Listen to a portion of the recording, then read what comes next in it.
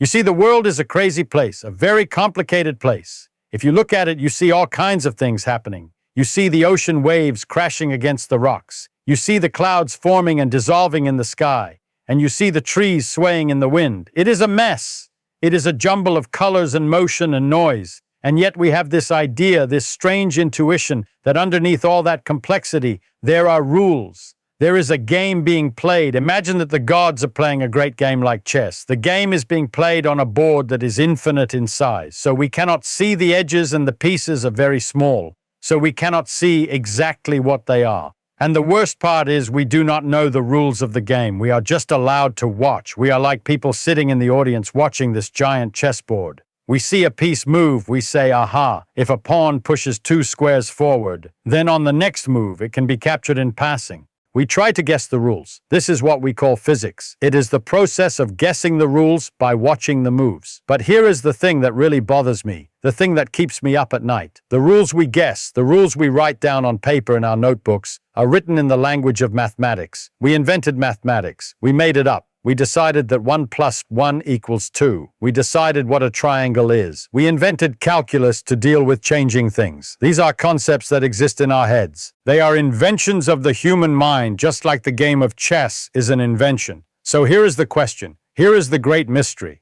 Why does the universe, which does not care about us and does not care about our notebooks, obey the rules of mathematics that we invented? It is a miracle. It is a complete mystery. It is not obvious that it should be this way. You could imagine a universe where things just happen for no reason, where there are no rules or where the rules change every Tuesday. But that is not our universe. In our universe, if you write down the right equations, if you scribble the right symbols on a napkin, you can predict exactly where a planet will be 1,000 years from now. You can predict how a bridge will hold weight. You can predict how an atom will behave. It is almost as if the universe knows math. Or maybe it is that math is the only language the universe speaks. But wait a minute, that cannot be right either, because we invented the math. Did we invent the universe? No, of course not. So there is a deep connection here, a connection we do not fully understand between the logic of our minds and the logic of nature. Let us go back a bit. Let us look at how this started. Think about the old astronomers, the Babylonians.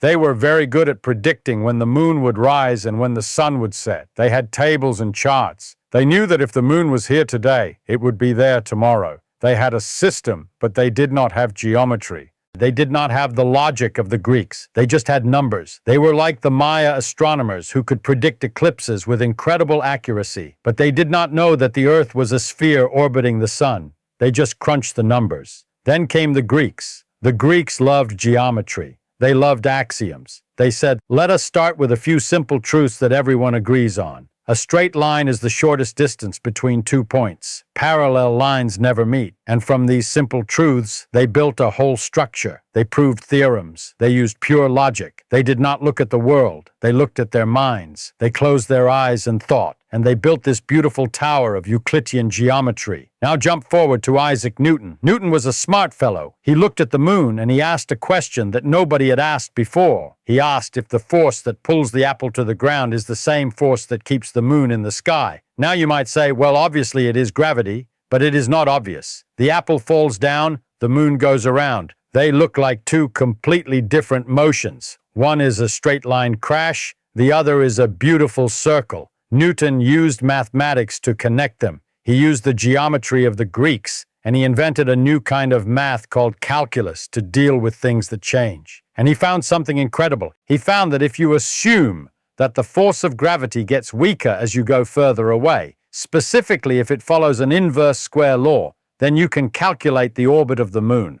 Let me explain what the inverse square law means because it is important. It means if you go twice as far away, the force is not half as strong, it is 1/4 as strong. If you go 3 times as far away, it is 1/9 as strong. It drops off very fast, it spreads out. Imagine a light bulb. As a light spreads out from the bulb, it covers a bigger and bigger sphere. The surface area of a sphere depends on the square of the distance, so the light gets dimmer by the square of the distance. Gravity behaves exactly the same way. So Newton writes this down. Force equals some constant times the mass of one thing times the mass of the other thing divided by the distance squared. Simple algebra. You learned it in high school. But stop and think about what it means. It means that every object in the universe attracts every other object. It means that right now you are attracting the person sitting next to you. You are attracting the moon. You are attracting a star in the Andromeda galaxy. The force is tiny, but it is there. And the math works. It works perfectly. You can use that simple little equation to navigate a spaceship to Pluto. You can use it to predict the tides. You can use it to weigh the Earth. Why? Why does nature follow a rule that is so simple that we can write it in one line? Why isn't the rule complicated? Why doesn't the force depend on the color of the object or the temperature or the time of day? It doesn't. It just depends on mass and distance. This is the character of physical law. It has a simplicity, a beauty that we can capture with mathematics. But here is the trap. Do not fall into the trap of thinking that the math is the reality. The math is just a description. It is a way of keeping track of the score. Imagine you ask, why do the planets go around the sun? Newton would say because of gravity. But what is gravity? Is it an angel pushing the planet? You could rewrite Newton's laws and say that there are angels pushing the planets towards the sun. And if you ask what are the rules for the angels, you would find that the angels push with a force that is inversely proportional to the square of the distance. The math would be exactly the same. The predictions would be exactly the same. The only difference is that now you have angels in your theory which you cannot see and cannot detect. So we use AAM's razor and we cut out the angels. We say there is just a force. But then Einstein came along and he changed the game again. He said, wait a minute, this action at a distance is spooky. How does the Earth know where the sun is instantly? If the sun disappeared right now, would the Earth fly off into space immediately? Newton's math said yes. But Einstein said no, nothing can travel faster than light, not even information, not even gravity. So Einstein had to invent a new picture, a new game. He said, imagine space and time are not just an empty box where things happen. Imagine space and time are a fabric, a flexible material. And when you put a heavy object like the sun on this fabric, it curves. It creates a valley. And when the Earth moves through this fabric, it follows the curve. It thinks it is going in a straight line, but because the space itself is curved, it goes in a circle. Now, this is a very different picture from Newton's force. Newton had invisible strings pulling things. Einstein has curved geometry. It is like an ant walking on the surface of an apple. The ant thinks it is walking straight, but is actually going around the apple. But guess what? To describe this curved space, Einstein had to use mathematics. He had to use a very fancy kind of geometry called differential geometry, which was invented by mathematicians decades before Einstein was even born. These mathematicians were just playing games with logic. They were wondering what would happen if parallel lines could meet. They were not thinking about gravity. They were not thinking about the universe. They were just exploring the logical possibilities of their own minds. And yet 50 years later, Einstein picks up their notebook and says, this is exactly what I need to describe the universe. How did the mathematicians know? How did they know that the universe would need non-Euclidean geometry? They didn't. They were just making tools. It is like a guy who invents a screwdriver just because he likes the shape of it, and then 50 years later someone finds a screw and says, hey, this fits perfectly. It is uncanny. It makes you wonder if the math is discovered or invented. Now let's get really crazy. Let's go down to the small scale, the quantum scale. This is where things get really weird and where our intuition completely breaks down. If you think you understand quantum mechanics, you don't understand quantum mechanics. Nobody does. I certainly don't. We just know how to calculate. In the world of the very small things do not behave like particles, and they do not behave like waves. They behave like something else entirely. We call them quantum mechanical amplitudes. But I like to think of them as little arrows. Imagine you have a stopwatch, and the hand of the stopwatch turns around and around very fast. Now imagine a particle, say a photon of light, trying to go from a lamp to a mirror, and then to your eye. Which path does it take? Does it go in a straight line? Our intuition says yes, it goes in the straightest line possible, because that is the quickest way. But nature says no. Nature says the photon takes every possible path. It goes to the left, it goes to the right, it goes to the moon and back, it goes to the edge of the universe and back. It takes every single crazy path you can imagine. And for each path, we have a little arrow. The length of the arrow is related to the probability, and the direction of the arrow depends on how long it took to take that path.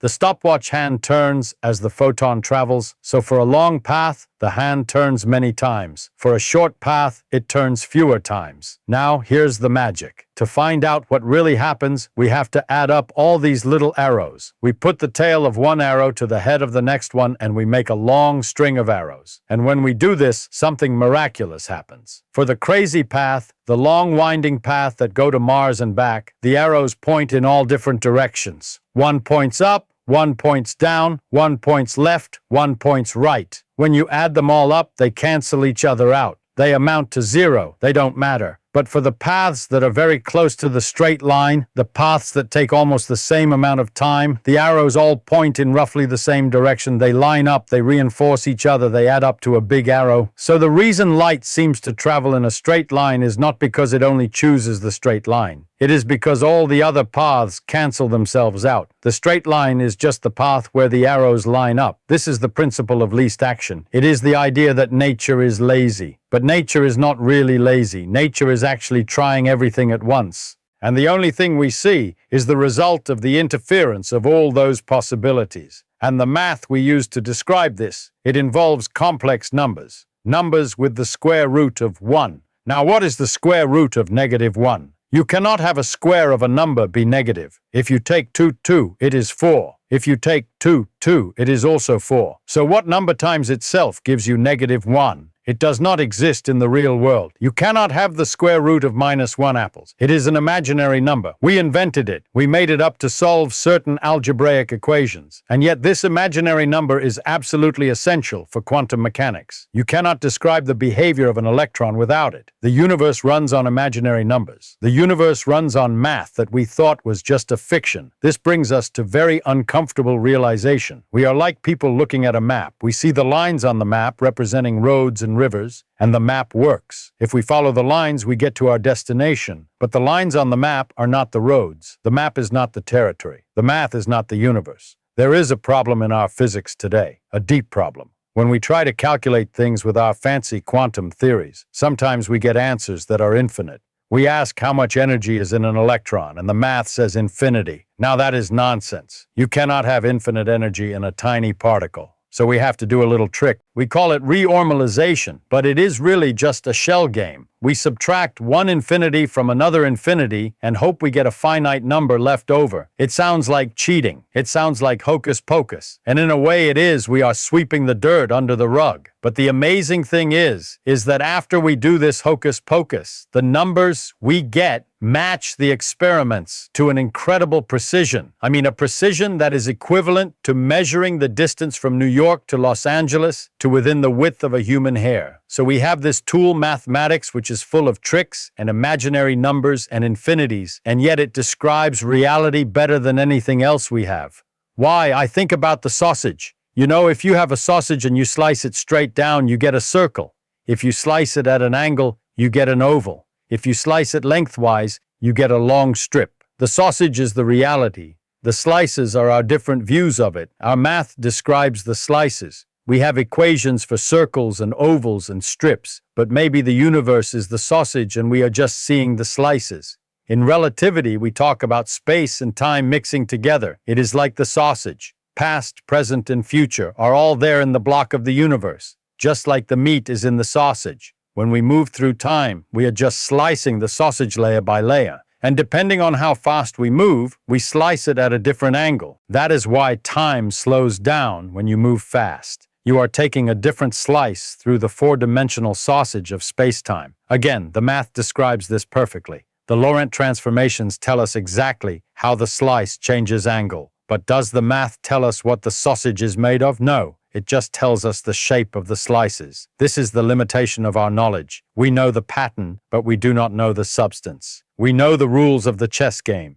but we do not know what the board is made of or why the game is being played. And maybe that is okay. Maybe we should not be so arrogant to think we can understand the why. The how is beautiful enough. The fact that we little apes on a small planet orbiting a mediocre star can use our invented symbols to predict the dance of atoms and the collision of galaxies is a triumph. It is the greatest adventure of the human mind. We keep looking for the ultimate law, the one equation that explains everything, the equation that you can put on a t-shirt. Maybe we will find it, maybe we won't. Maybe nature is like an onion with infinite layers. We peel one layer and we find another layer underneath. We found Newton's layer, then we found Einstein's layer, then we found the quantum layer. Maybe there are gears and wheels inside the electrons. Maybe there are tiny angels pushing things around after all. But whatever lies at the bottom, or if there is no bottom at all, we have this one flashlight to guide us in the dark. Mathematics. It is a tool we forged in our own minds, but somehow it fits the lock of the universe. When you look at a rainbow, you see colors. A poet might say it is the bridge to the heavens. A physicist sees the reflection and refraction of light in water droplets. He sees angles and geometry. He sees the math. Does that make the rainbow less beautiful? No. I think it makes it more beautiful because not only do you see the colors, but you see the deep underlying structure, the harmony of nature. You see that the same laws that make the rainbow also make the stars shine and make the atoms in your body stick together. You are part of this mathematical structure.